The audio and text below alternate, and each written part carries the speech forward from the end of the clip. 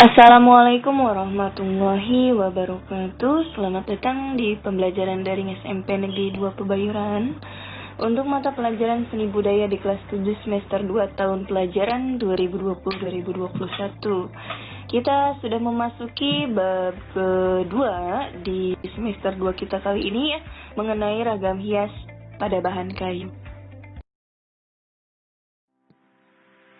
Untuk kompetensi dasarnya di pengetahuan 3.4, memahami prosedur penerapan ragam hias pada bahan alam. Di keterampilannya di 4.4, membuat karya dengan berbagai motif ragam hias pada bahan alam. Adapun tujuan pembelajaran kita pada hari ini, yang pertama, memahami pengertian ragam hias pada bahan kayu. Yang kedua, memahami teknik menggambar ragam hias pada bahan kayu.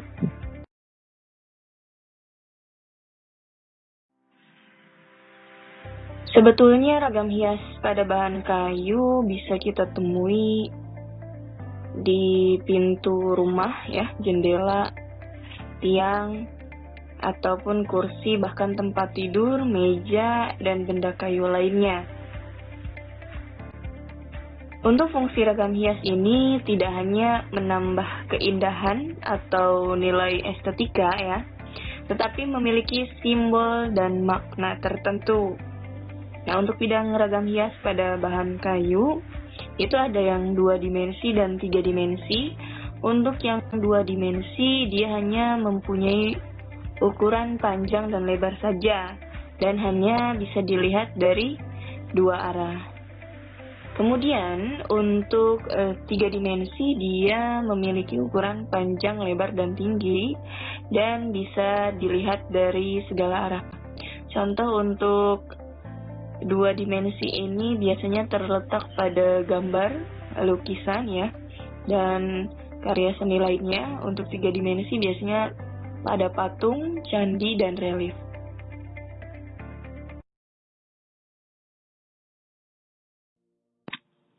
Unsur ragam hias yang digunakan pada bahan kayu ada 4. Yang pertama, ragam hias flora. Flora ini biasanya ragam hias dengan motif tumbuhan ya. Biasanya dijumpai pada barang-barang seni seperti batik, ukiran, kain sulam, kain tenun, dan bordir. Yang kedua, ada ragam hias fauna atau ragam hias yang gambar motifnya berasal atau diambil dari hewan tertentu ya. Beberapa hewan yang biasanya dipakai sebagai objek ragam hias itu ada kupu-kupu, burung, kadal, gajah, dan ikan.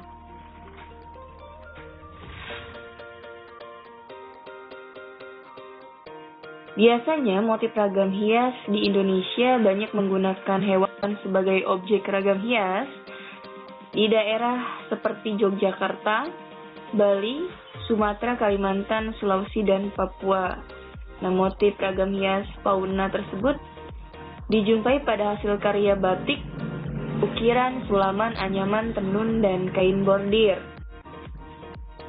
Nah, fauna ini dapat dijadikan sarana untuk memperkenalkan kearifan lokal daerah tertentu yang ada di Indonesia ya, seperti burung cendrawasih yang ada di Papua, komodo di Nusa Tenggara Timur, dan gajah di Lampung. Kemudian yang ketiga, ragam hias geometris.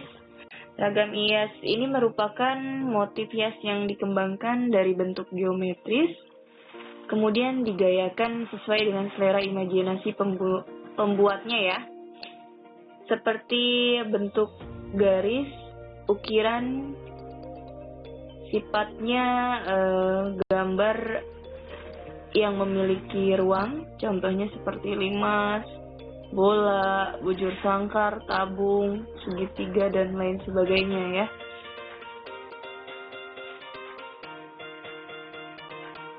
Gaya ragam hias geometris ini biasanya ada di daerah Indonesia itu di Pulau Jawa, Sumatera, Kalimantan, Sulawesi, dan Papua.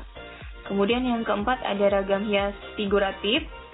Ragam hias figuratif ini biasanya berupa objek manusia yang digambarkan dengan mendapatkan pengayaan bentuk. Biasanya terdapat pada bahan tekstil maupun bahan kayu yang proses pembuatannya dilakukan dengan cara menggambar.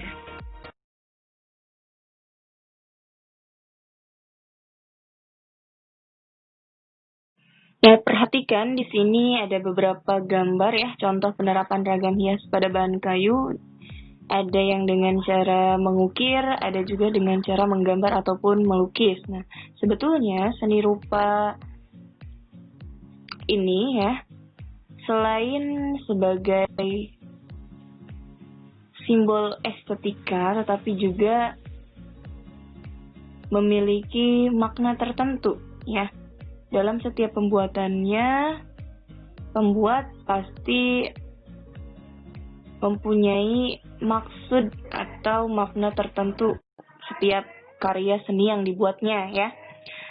Perhatikan di sana ada beberapa gambar ya, dan ukiran. Yang nomor 1, perhatikan di sana contoh penerapan ragam hias pada bahan kayu dengan unsurnya fauna ya, atau hewan. Kemudian yang kedua unsur flora atau tumbuhan. Kemudian yang ketiga unsur geometris ya, yang dipadukan juga bisa dengan flora. Kemudian yang keempat juga unsur geometris yang dipadukan dengan flora. Yang kelima juga unsur geometris yang digabungkan dengan flora. Yang keenam unsur ragam hias figuratif. Kemudian di gambar 10.2 perhatikan di sana ragam hias pada pilar bahan kayu dengan unsur flora atau tumbuhan. Dan gambar 10.1 ragam hias pada tembok dengan unsur geometris disertai dengan flora ya, dipadankan. Kemudian untuk gambar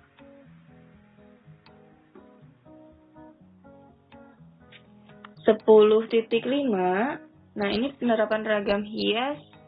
Ada yang bentuknya tameng Papua, tameng Kalimantan, dan topeng Yogyakarta. Nah, penerapan ragam hias pada bahan kayu ini dikembangkan pada benda atau barang kerajinan daerah ya, seperti contoh 10.5, 10.6, dan 10.7 seperti tameng dan topeng ya.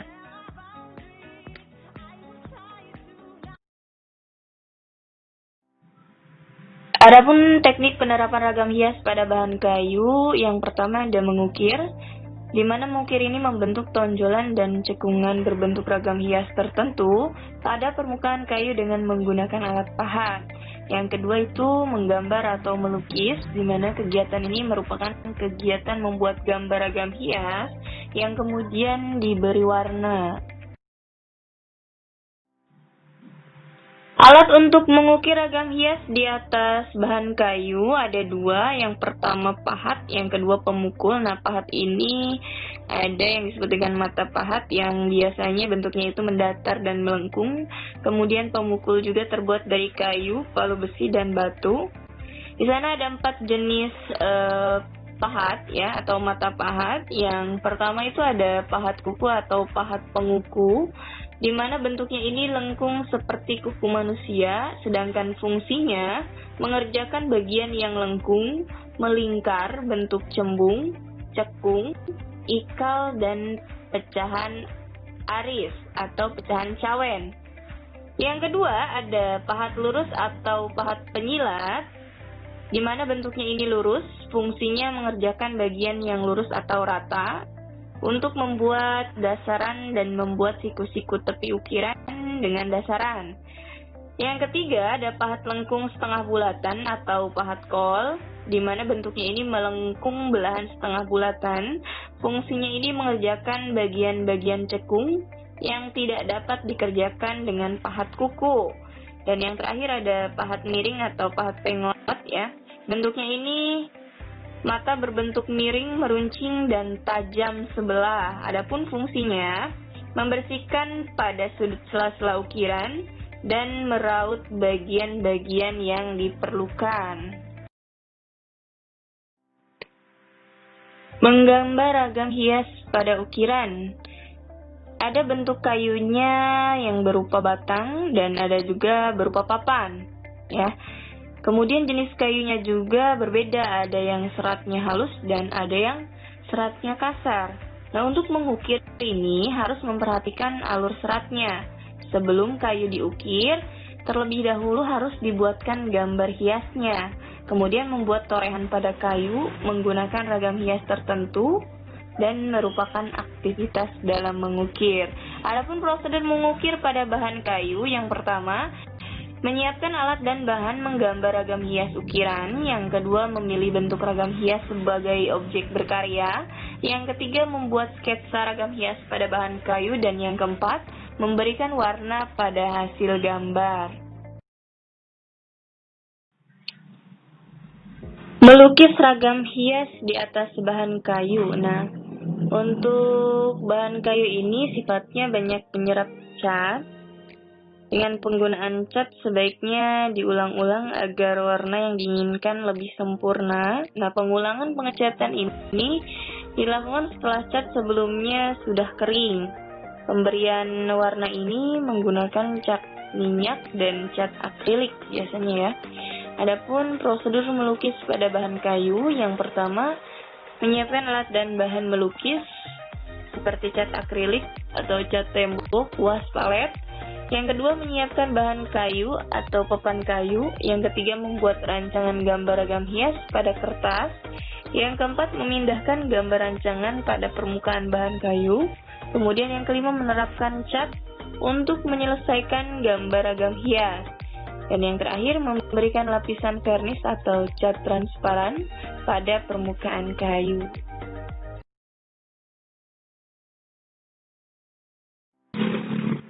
Cukup sekian untuk materi kita pada hari ini. Kurang lebihnya Ibu mohon maaf. Terima kasih. Wassalamualaikum warahmatullahi wabarakatuh.